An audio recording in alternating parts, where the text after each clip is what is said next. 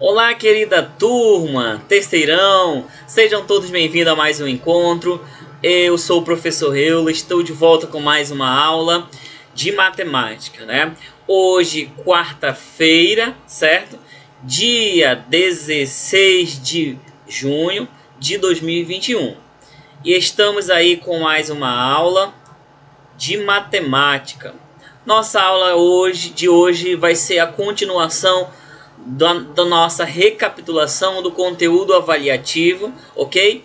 Então, a partir desse momento, estarei fazendo com vocês aquela revisão do nosso conteúdo avaliativo, tá? Nós fizemos na nossa primeira aula um estudo baseado aí no primeiro conteúdo do nosso bimestre, né, que foi sobre a circunferência, sobre a posição relativa, sobre coordenadas. E na nossa aula de hoje nós estaremos fazendo aí uma revisão sobre o estudo das cônicas, né, e com certeza fazendo uma introdução à matemática financeira, ok? Na nossa aula posteriormente estaremos fazendo a nossa atividade, né, para reforçar a ideia aí de revisão, tá? Ou de recapitulação, no geral. Então, nesse momento, terceirão, estarei convidando você a pegar o seu caderno, a sua agenda para fazer as anotações necessárias no decorrer da nossa aula, tá bom? Professor, quais são as páginas direcionadas aí à sua aula de hoje? Bom, nós estaremos fazendo aí um resumo, né, do nosso estudo da página 18 em diante, tá bom? Do livro didático. Então, na página 18 em diante você já começa a verificar, né, o conteúdo que vai ser explorado aqui na nossa aula de hoje, tá bom? Então, nesse momento estarei minimizando minha tela e compartilhando com vocês os nossos slides. Vamos lá, turma, acompanhe aí. Ok, então nós vamos começar falando aqui, ó, dos estudos das cônicas, né?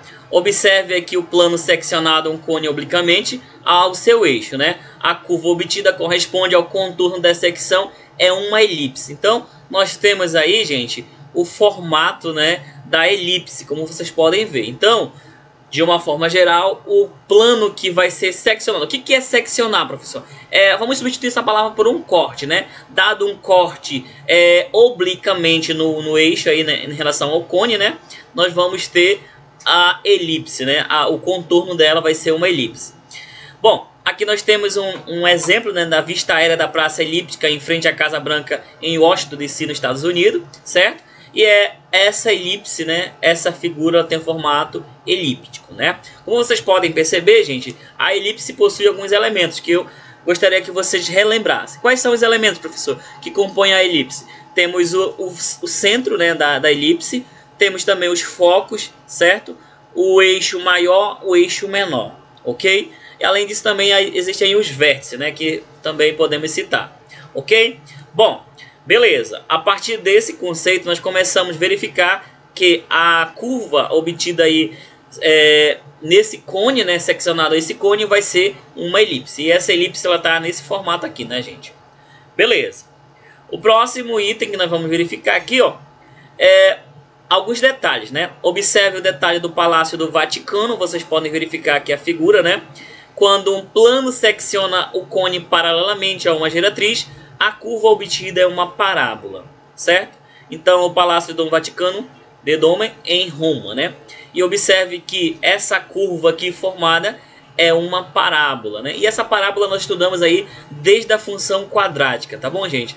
Bom, e quais são os elementos aí, professor, que eu tenho em relação à parábola? Então, em relação aí à parábola, né, nós temos vários elementos que compõem ela. E quais são, professor? Temos o foco, né? Temos o vértice, temos o eixo da diretriz, né, que é um exemplo também que nós podemos estar citando. Tem o eixo de simetria, certo? Tem o parâmetro.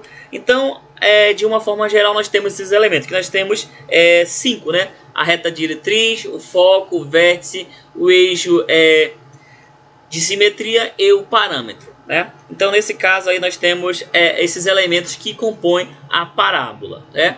Beleza. Professor, mas se eu não está falando as equações? Bom, calma que a gente vai ter tempo de estar falando aqui as equações sim, tá? E considerando essas situações, nós vamos até aplicar exercícios e exemplos que nós possamos entender o conceito, né, de parábola, elipse e também hipérbole, ok? Beleza. Na sequência aqui, ó, nós temos As curvas hiperbólicas artísticas com ligeiro círculo em tronco, né? Vocês podem verificar aqui, ó, essas curvas hiperbólicas. E o que seriam essas curvas hiperbólicas, professor? Observe o plano seccionado, os dois cones invertidos paralelamente aos seus eixos, né? As duas curvas obtidas formam a hipérbole. Ou seja, você tem aí dois cones invertidos, né? E a inversão desses dois cones, a forma aí de descritiva, você pode verificar aqui, ó, é a nossa hipérbole.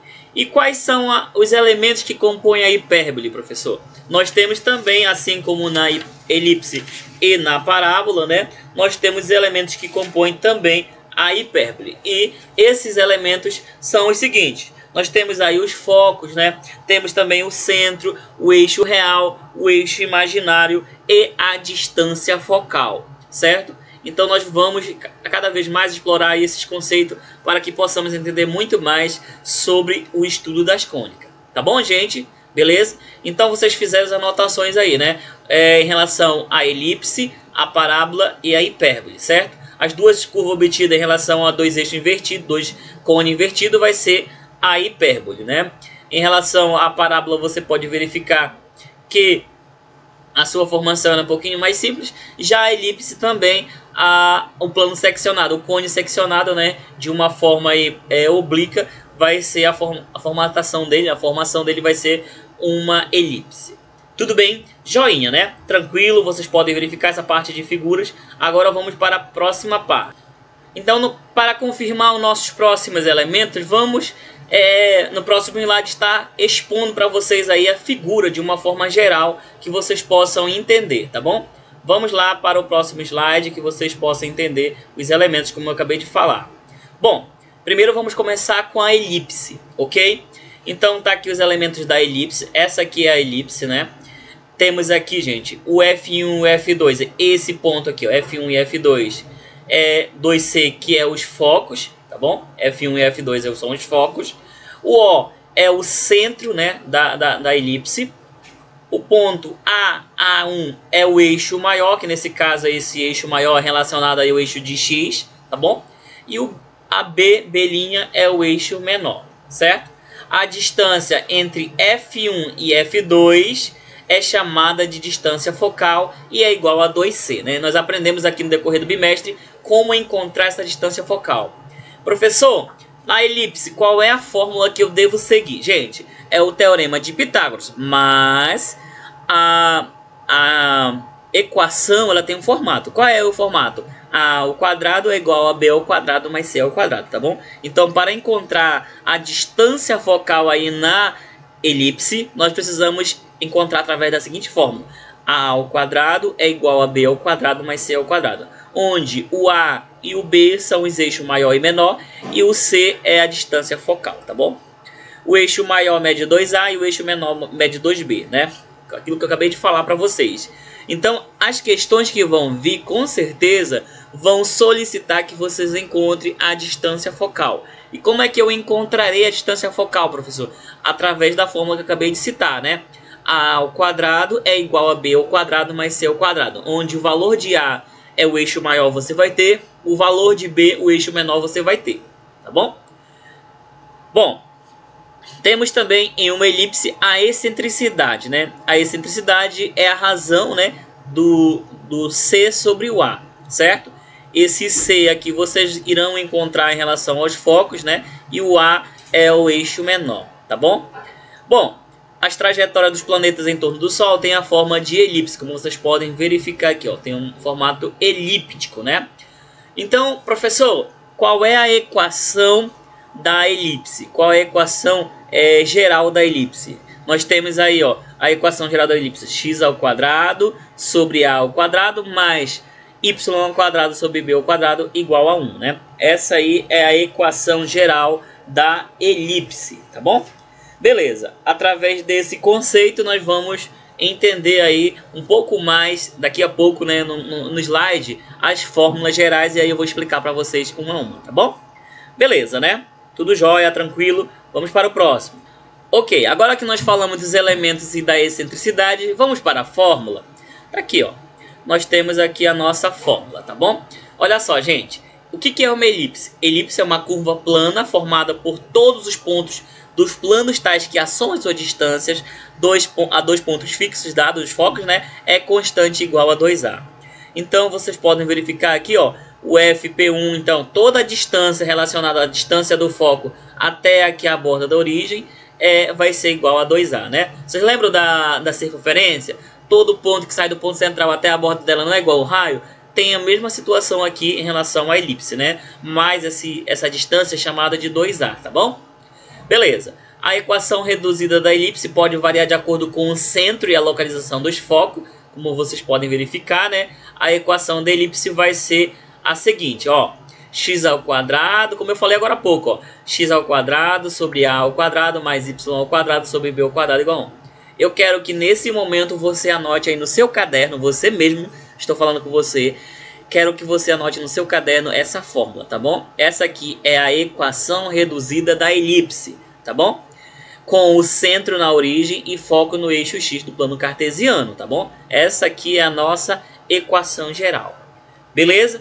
Notou aí essa fórmula? Tranquilo. Na sequência nós vamos dar continuidade na próxima figura. Beleza. Já que nós relembramos quais são os elementos, qual é a equação da elipse, agora vamos falar um pouquinho dos elementos e da equação da hipérbole. O que vai mudar na equação da elipse para a hipérbole, professor? Somente o sinal, somente isso mesmo. Na elipse, aqui ó, o valor ele é positivo, na hipérbole ele é negativo. E o que muda em relação à distância focal? A posição do c agora vai ficar na frente, né? Seria c ao quadrado igual a ao quadrado mais b ao quadrado, tá bom? Aqui, ó, para encontrar a distância focal, nós utilizamos o teorema de Pitágoras. A ao quadrado igual a b ao quadrado mais c ao quadrado, tá bom? Já na hipérbole vai ser diferente. Na hipérbole vai ser c ao quadrado igual a ao quadrado mais b ao quadrado. Ok? Fez essa observação? Perfeito, porque você vai precisar. Vamos lá, conhecer os elementos da hipérbole, né? Relembrar, porque eu já falei aqui na nossa aula. Bom, nós temos aqui, gente, a hipérbole, né, com seus elementos. Observe os elementos da hipérbole. Temos aqui, ó, os focos, o F1 e o F2 são os focos, né? Vocês podem verificar, ele está no eixo de x. O centro da hipérbole, o eixo real. O eixo real é o eixo que nós temos o valor de x, né? E o eixo imaginário é o eixo y, ok? A distância focal é do F1 até o F2. Essa distância aqui, ó, ela é distância focal, certo? O comprimento do eixo real é 2A e o comprimento do eixo imaginário é 2B. A distância focal é 2C, ok? Beleza.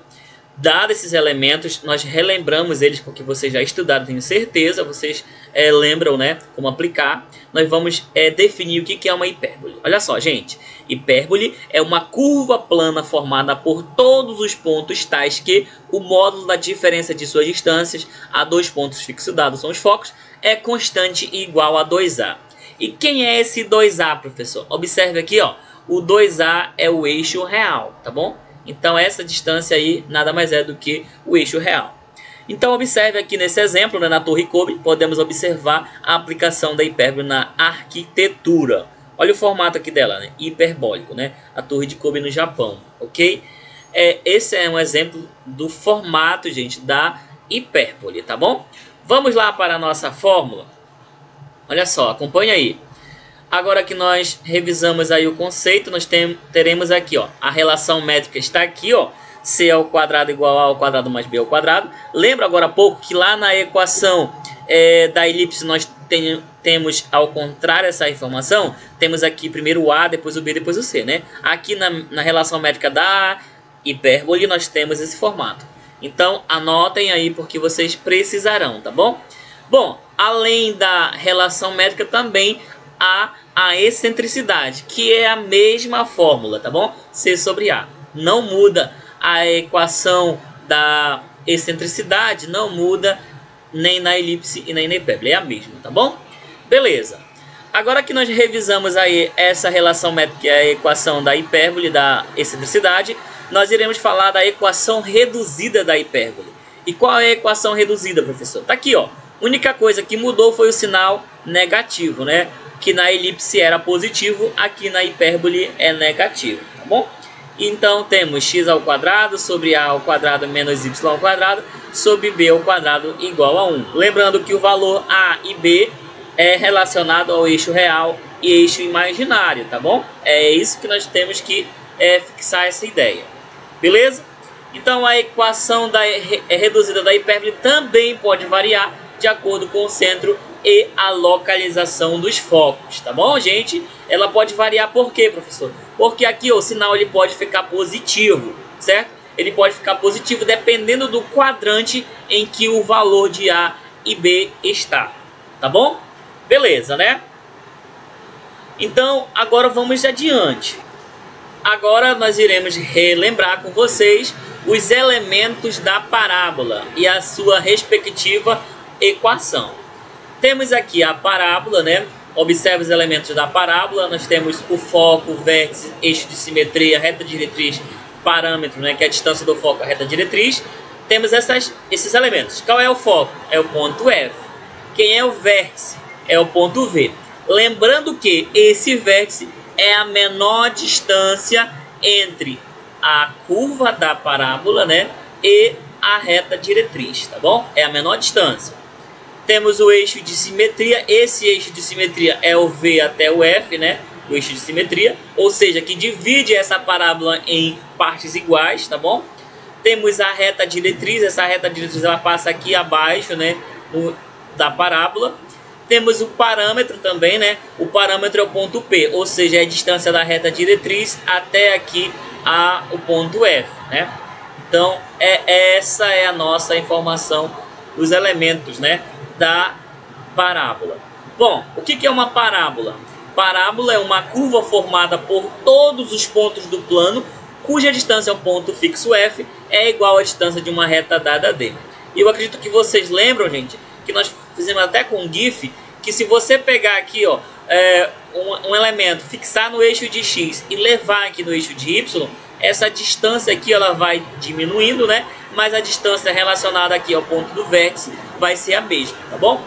Então vocês podem observar aqui, ó, a vista externa da igreja de São Francisco de Assis apresenta curvas em forma de parábola. Olha o formato aqui, ó, parabólico, né? E esse formato parabólico é muito bom que nós saibamos para poder aplicar os conceitos em relação à parábola, tá bom? Beleza, turma? Ok, né?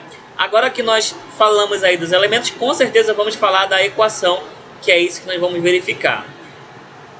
Pessoal, a equação reduzida da parábola, né, com a concavidade voltada para cima, nós temos aí, ó, observe a parábola com vértice na origem e foco no ponto F. A origem no foco vai ser 0 e P sobre 2 é aqui, ó, a coordenada, né, em relação à distância. Reta diretriz é y mais P sobre 2 igual a 0. As coordenadas da projeção ortogonal de P sobre a reta diretriz é x menos P sobre 2, né? E a equação da parábola com vértice na origem, tá aqui, o vértice está na origem, tá bom? Concavidade voltada para cima e foco no eixo y é dado por y é igual a 1 sobre 2 vezes x ao quadrado. Reforçando essa ideia da parábola aí, ó, a nossa avaliação não vai ter questão que conste com a parábola, mas é que tenho certeza que vocês têm aí no livro de atividade algumas questões, né, que envolvem esse conceito, tá bom? Beleza, gente? Tranquilo, né? Nós gostaríamos de reforçar o seguinte, que não existe só uma fórmula em relação à parábola, existem várias fórmulas. Por quê? Porque dependendo da concavidade dessa parábola, ela vai ter uma definida equação, tá bom? Então vai depender muito aí da equação da concavidade da parábola, tá bom? Ela pode ter a concavidade voltada para cima, voltada para baixo, voltada para a direita, voltada para a esquerda, e cada situação exige uma fórmula, tá bom? É isso que eu quero que vocês deixem bem guardado na consciência de vocês em relação aos conceitos matemáticos. Como vocês vão verificar agora, o comportamento em relação à sua curvatura cada um vai ter uma fórmula. Lembre dessa fórmula aqui, ó. Essa aqui é a concavidade voltada para cima, né? Então, y é igual a 1 sobre 2p vezes x ao quadrado. Porque ela está tocando aqui, ó, observe que ela está no eixo de x, né? Agora, quando ela estiver no eixo de y, como é que nós vamos fazer, professor? É isso que nós vamos verificar agora. Observem aqui, ó. A parábola converte-se na origem, foco no eixo de y e concavidade voltada para baixo. Nós continuamos com a mesma fórmula, porém ela é negativa, né? E a reta diretriz também ela continua negativa, tá bom? Já a concavidade dela voltada para a direita, a equação ela continua positiva, mas agora aqui em vez de ser y, ela vai ser x, né? Essa é a diferença, gente. A concavidade dela voltada para a direita significa que eu vou estar resolvendo a questão em respeito a y.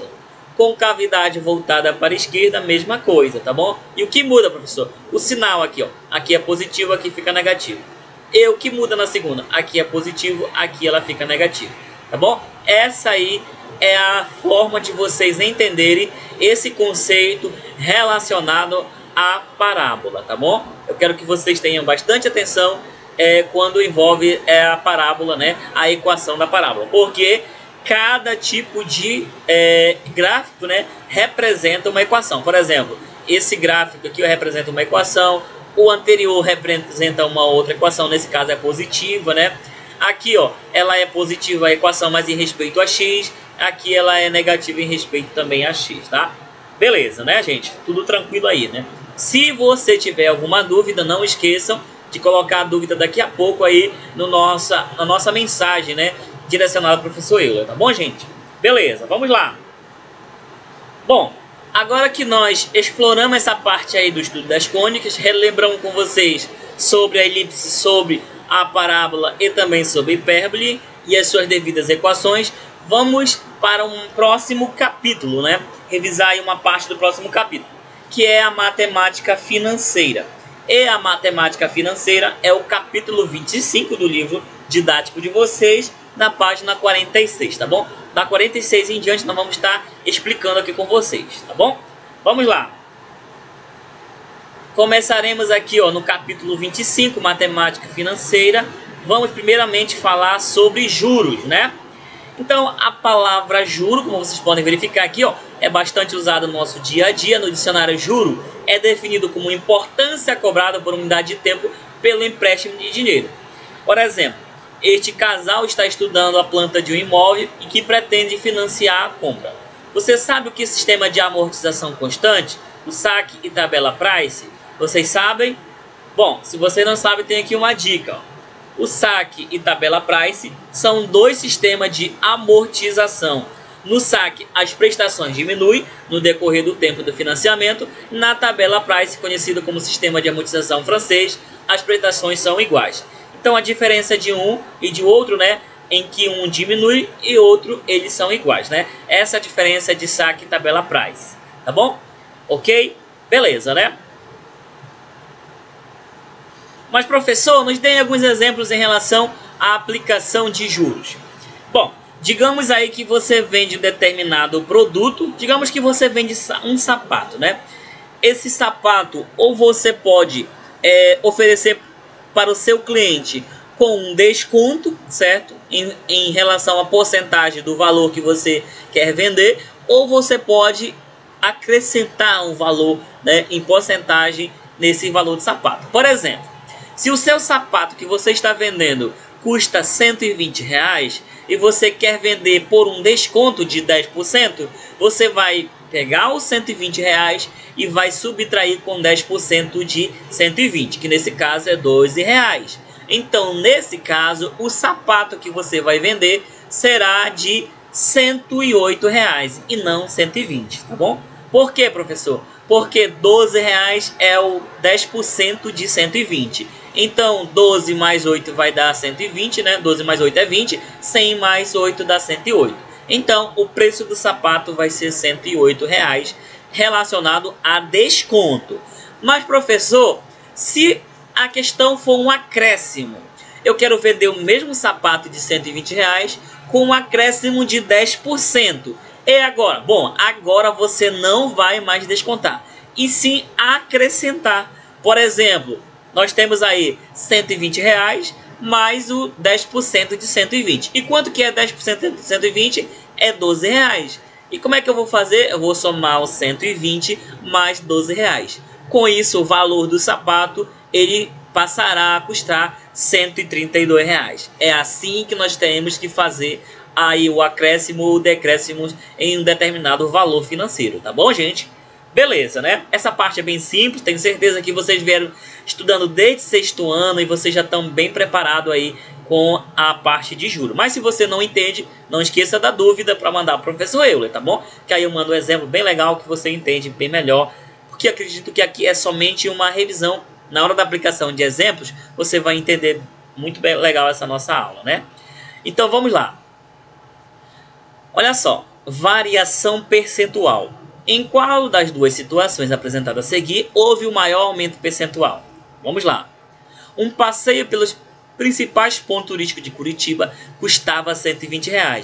Para um adulto, após o reajuste, aumentou para R$ 135. Beleza. Segundo item. O preço de uma passagem de ônibus em uma cidade era de R$ 2,50. Após o reajuste, passou a custar R$ 3. Como é que eu faço essa resolução? Nós temos aqui abaixo a resolução de dois casos, né? Então, observe, né? O aumento foi de 135 menos 120. Então, nesse caso, foi R$ 15. Então, 15 dividido por 120 vai dar 0,125. Com isso, 0,125 é a mesma coisa que 12,5%. Professor, eu tenho uma outra maneira que você pode me ensinar que eu possa fazer esse mesmo exemplo de uma forma diferenciada em que eu possa entender melhor? Tem sim. Sabe qual é o exemplo que você pode aplicar aí, né? Qual é a forma? É a forma da regra de 3 simples. Como, professor? Olha só, gente. O 120 ele é o 100%. E o 135 é o x%. Você não sabe. Aí multiplicará meio pelos extremos e encontrará o valor da porcentagem acima, né, de 100%. Esse valor que você encontrar acima de 100% é o valor que você tem que adicionar, tá bom? Bom, mas professor, se o preço em relação a essa passagem também aqui, ó, ela custava R$ 2,50 e aumentou para R$ 3, qual foi o aumento? Foi de 50 centavos. E 50 centavos equivale a quantos por cento? 20%, tá bom? Então, o preço dessa passagem teve um aumento de 20%. A mesma coisa, ó. R$ 2,50 está para 100, assim como R$ 3 está para X. Você vai multiplicar meio pelos extremos e encontrar 120. 120 menos 100 vai ser igual a 20%, tá bom? É dessa maneira que eu quero que vocês entendam a aplicação aí de aumento percentual, tá bom? Beleza, né, gente? Tudo tranquilo até aí o momento. Bom, então nós vamos finalizar nossa aula até aqui, tá? Nós iremos deixar para vocês agora as atividades que vocês precisarão fazer aí no livro didático e livro de atividades. Lembrando, quero que vocês atualizem o livro didático e o livro de atividades, tá bom? As questões todas. Dê uma olhada no seu livro que falta atualizar e comece a atualizar agora. Estarei fazendo aí na próxima aula o envio de uma atividade aqui mesmo, tá? Estarei enviando em PDF para vocês. Estaremos fazendo a correção aqui o que o tempo der para tirar dúvida, tá bom, gente? Beleza. Então, nós vamos finalizar nossa aula por aqui. Nosso muito obrigado pela sua participação. No nosso próximo encontro vamos continuar falando aí sobre juro simples, juro composto e aplicar exercícios, que é muito legal, tá bom, gente? Beleza. Então, finalizo por aqui a minha aula. Meu muito obrigado e até o próximo encontro. Lembrando que, se você tiver alguma dúvida relacionada à nossa revisão de hoje, do nosso conteúdo programático de hoje avaliativo, mande a sua mensagem. Professor, eu não entendi tal fórmula, eu preciso de um apoio em tal determinado conteúdo, porque estarei fazendo isso individualmente ou até mesmo no grupo, para que vocês possam entender bem melhor o nosso conteúdo avaliativo, tá bom? Então, meu muito obrigado, fiquem todos com Deus e no nosso próximo encontro daremos continuidade ao nosso estudo de matemática. Muito obrigado, turma, até a nossa próxima aula. Tchau, tchau, fique com Deus.